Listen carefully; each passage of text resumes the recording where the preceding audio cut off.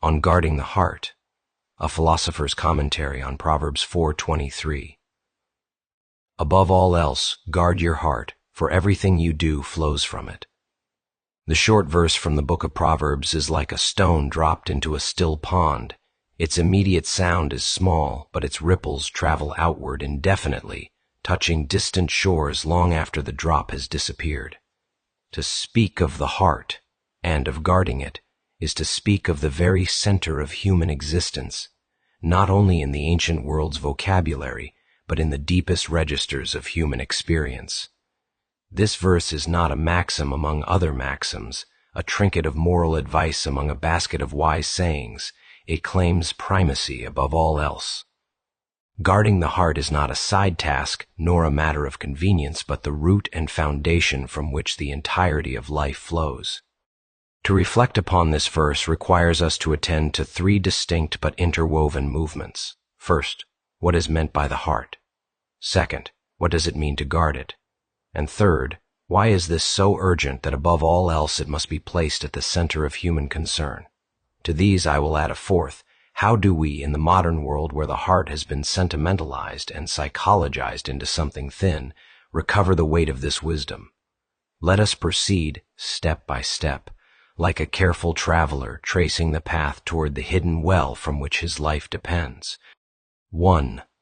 The heart, center of being. In the language of the Hebrews, the lev, the heart, was not merely the seat of emotions as we might imagine it today. It was the core of the self.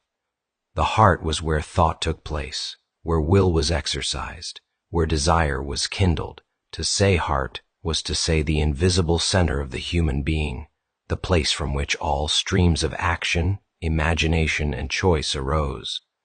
If the body is a temple, the heart is its holy of holies. If the person is a tree, the heart is its root. If life is a river, the heart is its hidden spring.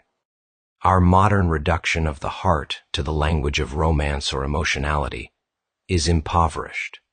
We speak of broken hearts and following our hearts, but rarely do we understand the heart as the place where destiny itself is shaped. For the ancient mind, the heart is closer to what the philosopher might call the principle of interiority, the place where the seen world is translated into meaning, and from which the invisible world makes its claims. To guard the heart, then, is to guard the very wellspring of one's being. Everything else, the hand that labors, the tongue that speaks, the feet that walk, draws its strength and direction from the inner spring. A polluted heart will yield polluted actions, a clean heart, clean ones. But more subtly, the heart is not merely the source of actions but the filter of perception. The world itself appears according to the condition of the heart. As the mystics often said, the eye with which you see God is the same eye with which God sees you. So too the heart. The heart is both the window outward and the dwelling within. Thus when the proverb tells us, above all else, guard your heart, it is not prescribing the defense of a fragile emotional center, but the vigilant stewardship of the deepest reality of the self. 2. The act of guarding. But what does it mean to guard? The word is martial, defensive, vigilant. To guard is to post watchmen at the gate, to station sentries, to be alert against intrusion. It presumes that the heart is not an isolated garden left in peace, but a territory contested, vulnerable to corruption, susceptible to invasion. To guard is to recognize both value and danger. One guards what is precious, because what is precious is also what is threatened. A man does not guard the dust at his feet, but he guards his treasure. If the proverb exhorts us to guard the heart above all else, it presumes two truths. First, that the heart is supremely precious. Second, that it is under continual assault. What are these assaults? They are many. False desires that dress themselves as good, lies that masquerade as truth, habits of distraction that erode inner attentiveness, wounds that bleed into bitterness, cynicism that hardens into unbelief. The enemy is not always external, it is as often internal, for the self betrays itself more frequently than any outward foe. Guarding the heart means recognizing the heart's vulnerability to its own deceptions. To guard the heart is therefore not passive, but an active discipline. It requires discernment, the continual sorting of what may be admitted and what must be refused. Just as a guard at the city gate discerns the traveler from the invader, so the inner guard must distinguish truth from falsehood, wisdom from folly, fleeting appetite from enduring good.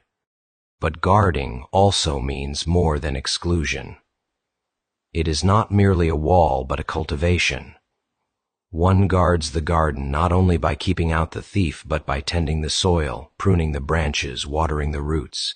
To guard the heart is to nurture it, to preserve its capacity for truth, to feed it with wisdom, to give it space for silence and prayer. Neglect is as dangerous as intrusion. An unguarded heart is not only one invaded by enemies, but one left untended, overgrown with weeds, barren of fruit. Thus guarding is both negative and positive, protecting against corruption and nurturing toward flourishing. 3. The urgency, above all else. Why does the proverb elevate this task to supreme importance, above all else?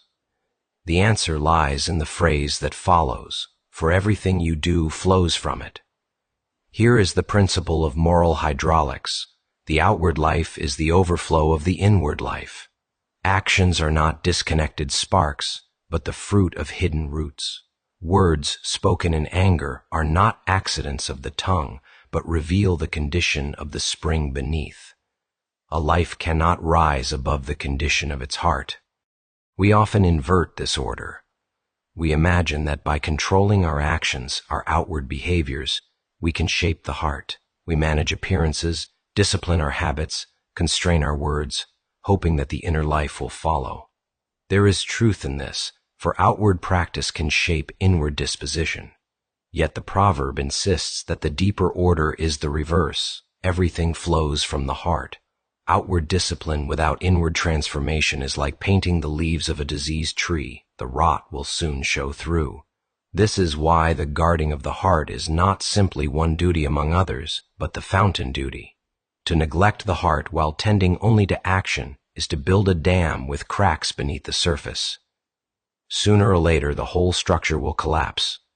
But to guard the heart is to address the source. When the source is clean, the river runs pure. 4. The modern diminishment of the heart. We moderns suffer from a peculiar problem.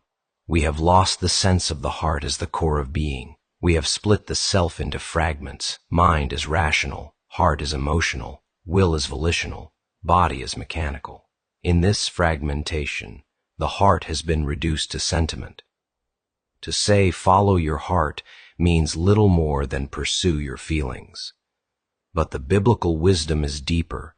It concerns not transient emotion, but the unified center of selfhood. In a world of distraction, of endless stimuli and noise, the heart is easily scattered. We live not from a center, but from a swarm of impressions, impulses, and reactions. Guarding the heart seems quaint, even impossible, when the heart itself has been hollowed out into a bundle of emotions. Yet this only makes the task more urgent. If everything flows from the heart, then our age's shallowness of heart explains the shallowness of its actions. To guard the heart today requires resistance against fragmentation.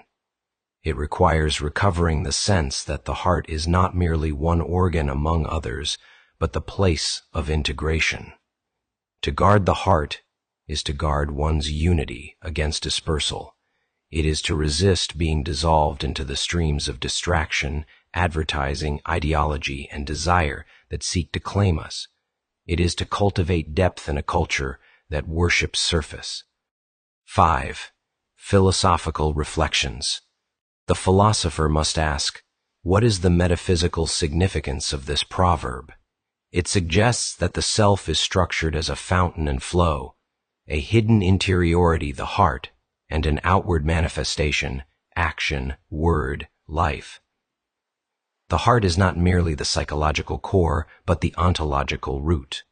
The human being is, so to speak, a river being. Its life is the stream of an inner spring. This aligns with other traditions. Plato spoke of the soul as the ruler of the body. Augustine spoke of the heart as the restless seat of desire. Kierkegaard spoke of purity of heart as willing one thing. The Hebrew proverb distills this perennial truth. The center governs the circumference. But notice something further. The proverb presumes freedom and responsibility. If we are told to guard the heart, it means the heart can be guarded, and that the one who neglects this task is accountable. This is not a fatalistic vision in which the heart is fixed and one merely suffers its dictates. Rather, it is a moral vision in which the heart can be cultivated, tended, healed, or corrupted by the choices of its guardian. Responsibility lies not in controlling outcomes, but in tending the source. There is also an eschatological dimension. If everything flows from the heart, then the final shape of a human life, the legacy it leaves, the mark it makes, is nothing other than the cumulative flow of what the heart has treasured. Where your treasure is, there your heart will be also. To guard the heart is to guard one's destiny. 6. The practice of guarding. How then is this guarding practiced? Wisdom suggests several ways.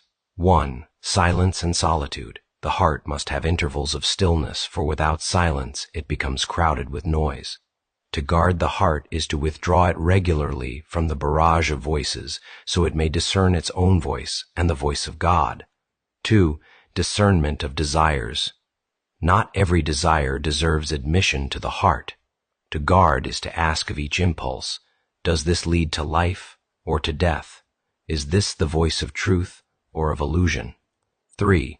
Memory and attention. The heart is guarded by remembering what is good, by directing attention toward the true and the beautiful. Forgetfulness is the breach by which falsehood enters. 4. Community. The guard is not always solitary. Friends, mentors, and communities act as fellow sentries, holding one another accountable, reminding each when the gates are left unguarded. 5. Prayer. Ultimately, guarding the heart is not merely human vigilance, but divine grace. Create in me a clean heart, O God. The truest guarding is the surrender of the heart to the one who made it. 7. The tragedy of unguarded hearts. To fail in this task is not merely to stumble in individual actions, but to suffer the erosion of the self. The unguarded heart is gradually colonized by forces not its own. It becomes shaped by advertising, driven by envy, consumed by bitterness. It loses its freedom and becomes reactive, a puppet of circumstance. History is full of examples. Leaders whose unguarded hearts grew swollen with pride brought nations to ruin. Artists whose hearts were consumed by envy distorted their gifts. Ordinary men and women whose hearts turned bitter poisoned families and communities. The proverb's wisdom is not abstract, but borne out in the tragedies of every age. 8. The hope of a guarded heart. Yet the converse is also true. A guarded heart becomes a spring of life. From it flows patience, kindness, wisdom, courage. Such a person radiates integrity, for the heart and the life are aligned. The guarded heart becomes a sanctuary not only for its possessor, but for all who encounter it, a place of refuge and nourishment. Above all else, the guarded heart is free, free from the tyranny of passing desires, free from the corruption of falsehood, free from the bitterness of wounds. It is not unassailed, but it is not overcome. It remains a living spring even in the desert. 9. Conclusion. Proverbs 4:23 is deceptively simple, yet inexhaustible. To guard the heart is to guard the self, for everything else flows from it. To neglect the heart is to lose the self, for without a guarded source the streams of life run dry or poisoned. In our age of noise, distraction, and fragmentation, this ancient wisdom is not diminished, but magnified. We must recover the sense of the heart as the core of being, the source of perception and action alike. We must relearn the art of guarding, not as fearful exclusion, but as vigilant cultivation. For the heart is the spring, and as the spring, it is the place where God himself speaks, where truth takes root, where love is kindled. To guard the heart is not merely to protect oneself, but to safeguard the very possibility of life itself.